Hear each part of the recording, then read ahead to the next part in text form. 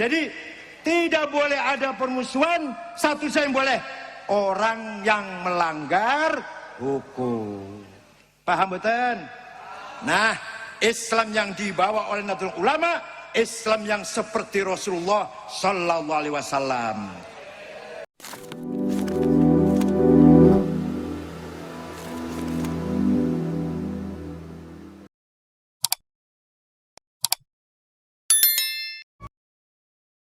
Saya juga bersama salah seorang pengurus Lakpesdam PBNU dari Surabaya, Dr.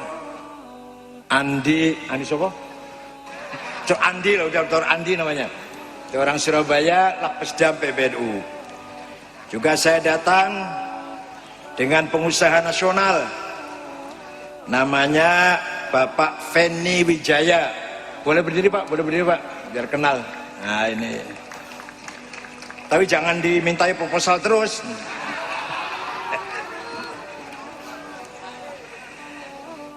Rekan-rekan pengurus NU Badan Otonom Provinsi Jawa Timur, Muslimat Fatayat, Ansor Baganusa.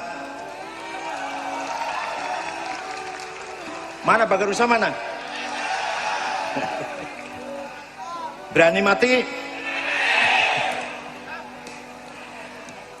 Ibu Wali Kota Surabaya, Ibu Nyai Hajah Risma,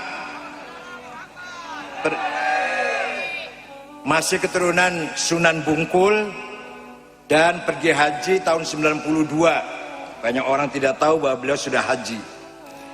Bapak Kapolres Tabes dan Bapak Danrem, dua-duanya qori, ahli Quran. Seluruh jajaran pejabat di kota Surabaya, sadati wa saidati ayyuhal khudur. Manusia itu bahasa Arabnya insan, apa? Insan kalimah isim, kata benda, kata kerjanya, kalimah fi'ilnya anas, apa? Adjektifnya kalau maskulin anis, kalau feminin Anisa. Jadi Anas, Anis, Anisa, insan itu maknanya sama. Apa? Harmoni, intim, akrab, saling kangen, saling merindukan. Itu namanya insan. Maka amanat yang paling melekat kita semua ini sejak lahir sampai nanti meninggal dunia, sebelum amanat agama, sebelum amanat jabatan, sebelum amanat titel, sebelum amanat harta kekayaan, yang paling melekat dulu amanat insaniyah, apa? Humanity, apa? Kemanusiaan, keharmonisan sesama manusia. Pinter-pinter. Nah, paham betul? Tidak pandang bulu agamanya apa, tidak pandang bulu warna kulit, cara berkata, bahasanya, budayanya, dari mana, suku apa, bangsa apa, asal itu berupa sosok manusia, harus kita hormati. Harus apa? Itu pesan Nabi Muhammad ketika haji. Nabi Muhammad hajinya cuma sekali, masih sering kayak Mutawakil. Berapa kali Mutawakil? Kalau Nabi Muhammad hajinya pernah sekali. Oh ya, ada tokoh nasional, mantan menteri pemuda olahraga, Bapak Hayono Isman. Ini juga hadir dalam Lailatul Qiraah ini. Saya ulangi, Nabi Muhammad pergi haji berapa kali? Kayak Mutawakil. Nah, ketika di Arafah pidato begini, Ayyuhan nas inna dima'akum haram wa amwalakum haram wa irdakum haram kahurmati yaumikum hadha wa syahrikum hadha wa baladikum hadha. Wahai manusia, bukan wahai umat Islam, bukan wahai bangsa Arab, wahai nyawamu kalian semua, nyawa kalian semua suci. Harta milik properti kamu sekalian, kekayaanmu semuanya suci. Dignity, harga diri, martabat kalian semua, agamanya apapun, suku bangsanya apapun, partai politiknya apapun, suci. Seperti sucinya hari wukuf ini, bulan haji ini, dan kota suci Mekah ini. Itu pesan terakhir tuh. Setelah itu 84 hari beliau aidun ilar rafiqil a'la, meninggal dunia menghadap Allah. Itu pesan terakhir. Jadi agama Islam diakhiri dengan pesan Nabi Muhammad agar semua menjaga hak asasi manusia, hak nyawa hidup, hak properti kekayaan, dan hak harga diri dignity. Paham? Paham betul? Orang patah paham gitu lah. Pun agama Islam sendiri, Islam dari kata salam, apa maknanya? Damai. Kalau orang Katolik ngomongnya salom, ya beda dikit-dikit lah, nggak apa-apa.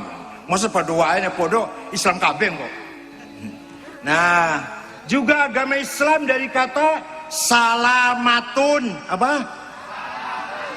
Saling menyelamatkan.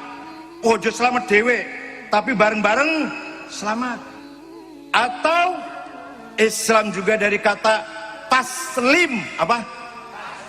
Menyerah kepada Tuhan, pasrah kepada Tuhan.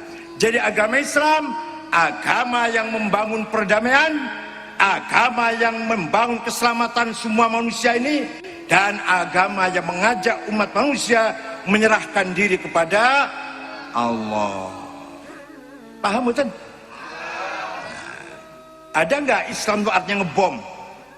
Islam artinya ngebom, bener nggak itu?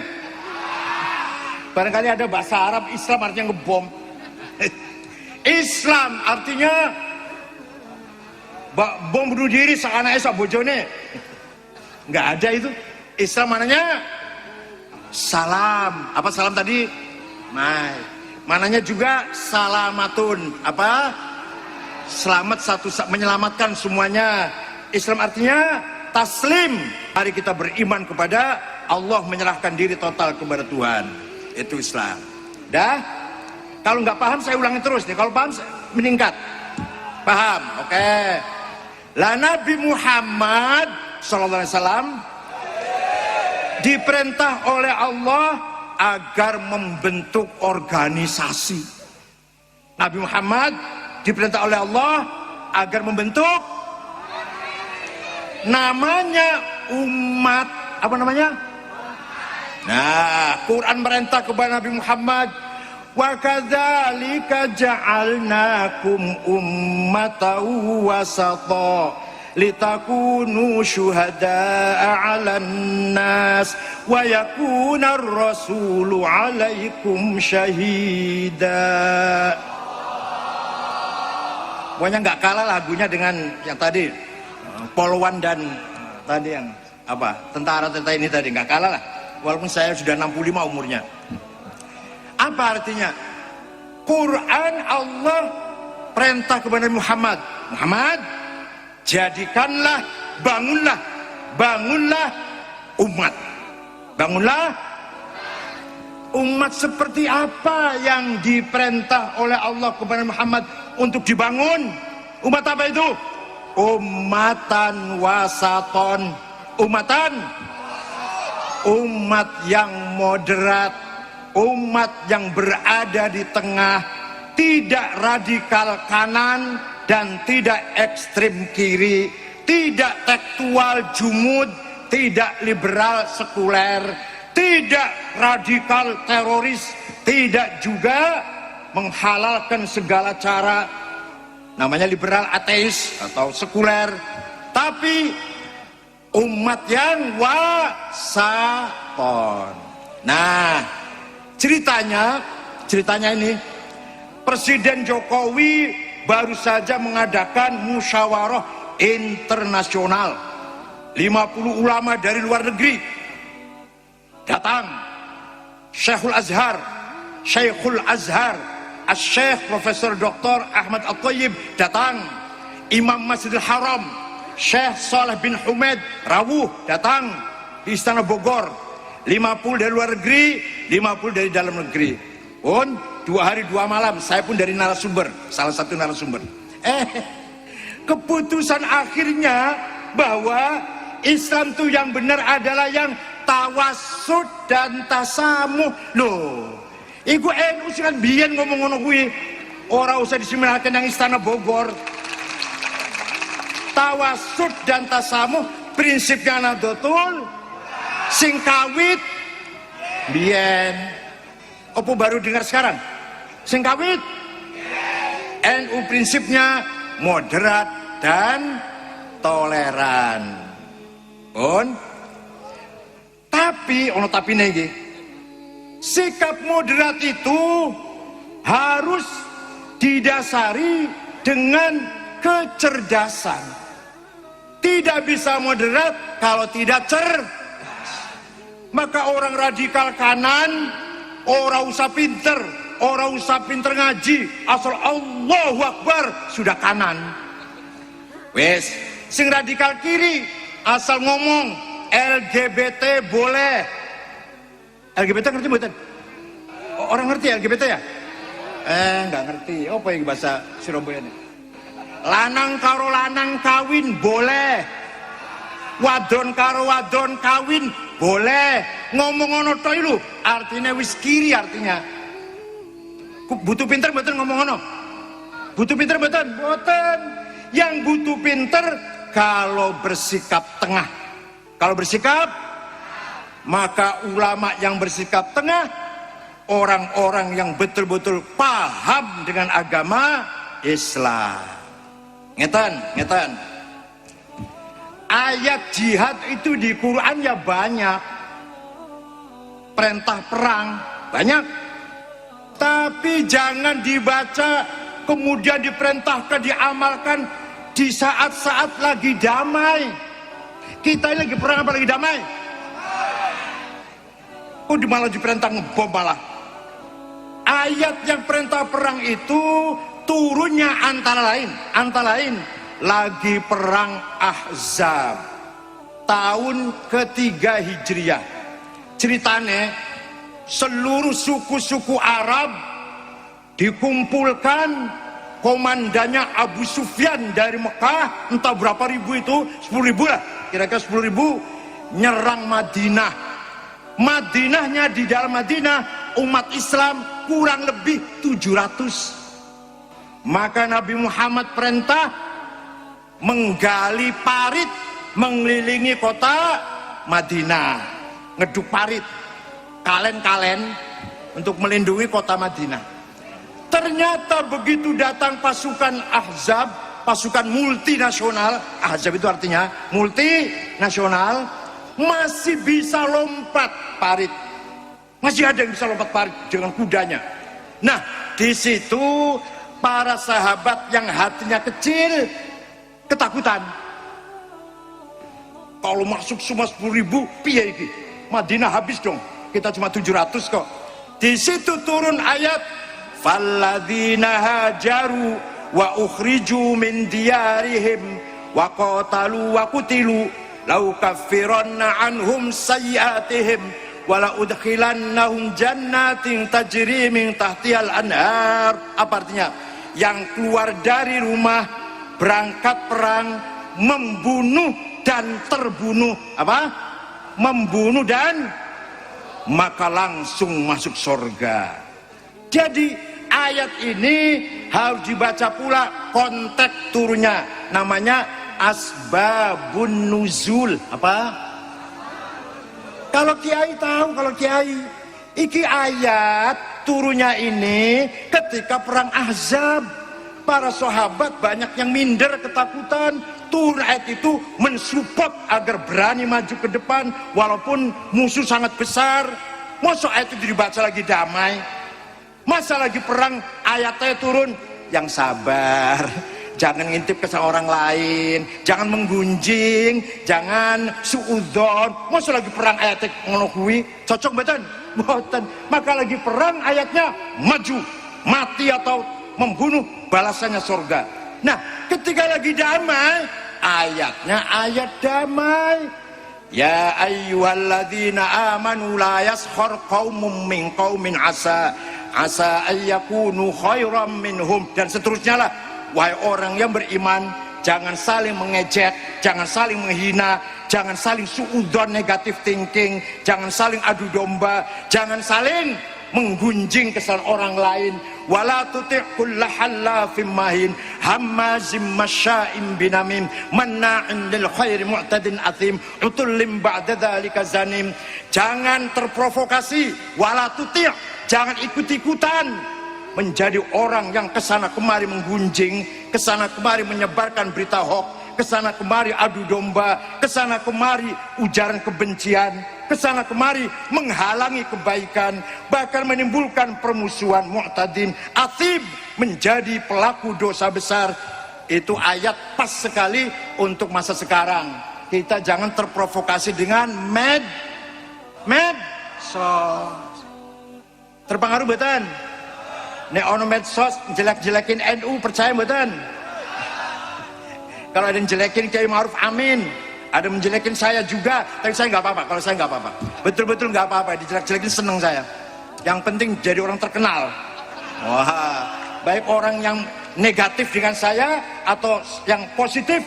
Menurut pemimpin redaksi Metro TV, Dr. Abdul Qohar, nama saya tahun 2017 disebut kurang lebih 300.000 kali. Luar biasa nggak itu? Tapi yang banyak yang menghina, ya nggak apa-apa. Yang penting terkenal. Yang penting terkenal. Pokoknya nama saya paling banyak disebut setelah Pak Jokowi, paling sering disebut. Tiap hari hampir medsos nyebut nama saya. Yang kebanyakan mencibir, menghina, nggak apa-apa. Yang penting terkenal. Orang bayar malah bisa jadi terkenal malah. Dikira saya minder apa?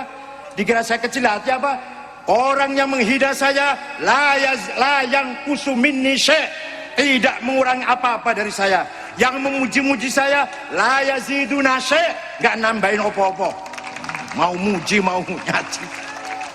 Dikira saya kalau dipuji seneng, dikira saya kalau dicaci maki takut. Tidak takut sama sekali. Dikira takut, lah. Yang muji dan yang mencaci bodoh dengan saya, sama dengan saya.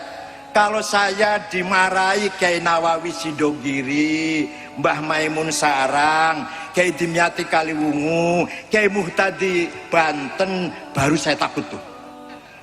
Kalau yang cuma ente dua lah. Ayo, rame-rame besok ya, rame-rame besok melalui medsos nyaci maki saya, silakan. Saya tambah terkenal malah. Ini umpir lagi, 10.000 orang ini. Seneng kalau dicaci maki, seneng banget. Supaya lebih terkenal.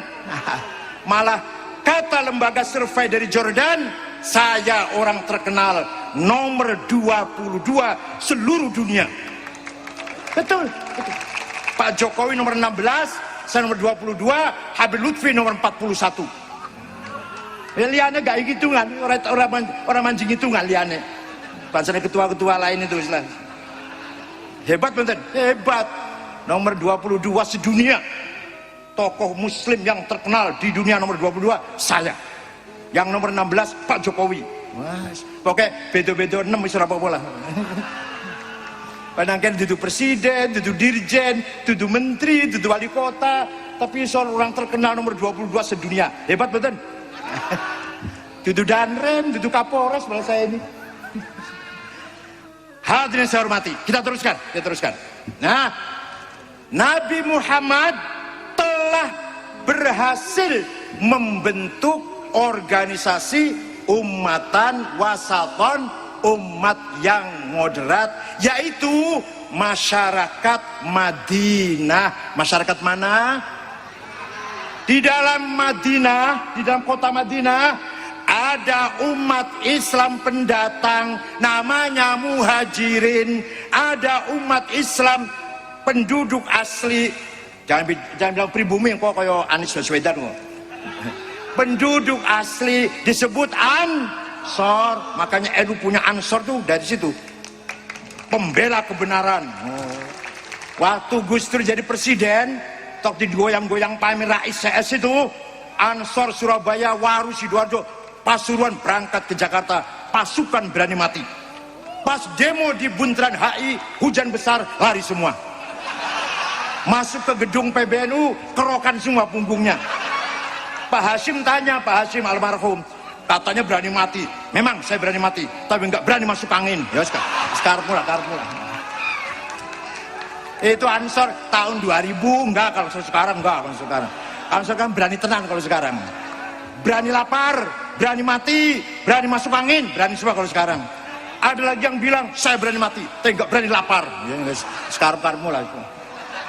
Jadi Nabi Muhammad berhasil 15 abad yang lalu, 15 abad yang Nabi Muhammad berhasil membangun masyarakat yang modern dan toleran, tawasud dan tasamuh. Penduduk Madinah itu bermacam-macam, plural, majemuk. Ada umat Islam pendatang migran, namanya jawab, namanya. Ada yang beragama Islam asli kelahiran Madinah, namanya Ansor. Ada non muslim beragama Yahudi, 3 suku, Bani Qainuqa, Bani Quraidah, Bani Nadir. Bani Qainuqa kebanyakan kerjaannya perajin emas permata, Yahudi itu. Bani Quraidah petani, berkebun, nanam korma. Bani Nadir pekerja. Ada juga musyrikin, pagan masih ada. Yang nyembah berhala masih ada sedikit. Oleh Nabi Muhammad semua diberlakukan sama. Yang benar dilindungi, yang salah dihukum. Tidak pandang bulu. Suatu ketika ada sahabat membunuh orang Yahudi, nggak sengaja. Bertengkar di pasar, rebutan lahan parkir, kayak jalan Demak itu. Kebanyakan Madura dan Demak ya. Lah si sahabat ini mangkel, ngepret dulu, mati. Masya Allah. Rupanya nganggo akik sing anti opo iku lah.